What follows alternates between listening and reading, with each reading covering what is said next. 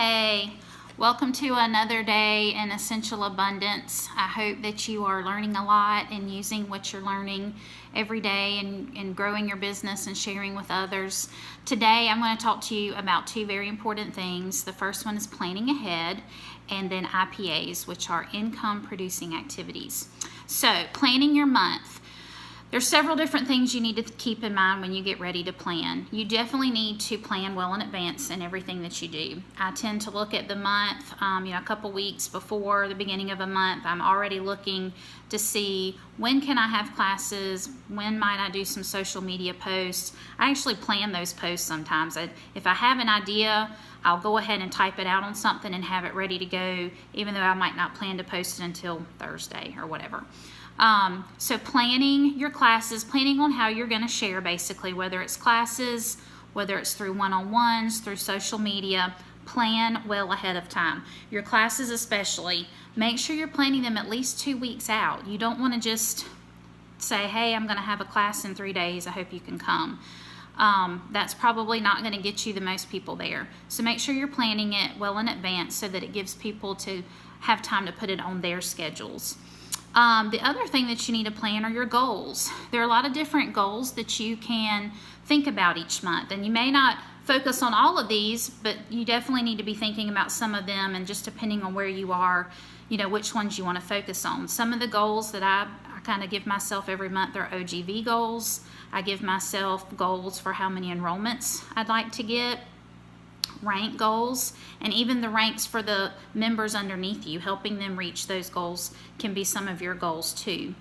Also, since they have started the Help 5, that is certainly a goal that you need to shoot for every month. Figure out how you're going to get those 5 points, whether it be through enrollments or getting people on ER. Plan those out. You may think, okay, well, I'm going to try to get at least 3 enrollments, and 2 of those I'm going to get on ER, or I'm going to get the 3 enrollments and I have a bunch of people that have already enrolled that aren't on ER, so I'm going to focus on getting some of them on ER. Make a specific list of some of those prospects and ER potential members and plan ahead for that. The other thing that you need to plan for, sort of keep up with, is keeping up with your statistics. I try to write down my OGV several times a week. If I think about it every day, I write it down every day. But being able to go back and see over time how that growth is either increasing or decreasing will help you to figure out trends, okay? Also keeping up with your enrollments and how you got those enrollments. Were they through a one-on-one? Were they through a class? Were they through a Facebook post or something like that? Keep up with those trends, because that's going to help you look back and then figure out, okay, when I did this, I had a lot of success. Now I need to plan to do this again.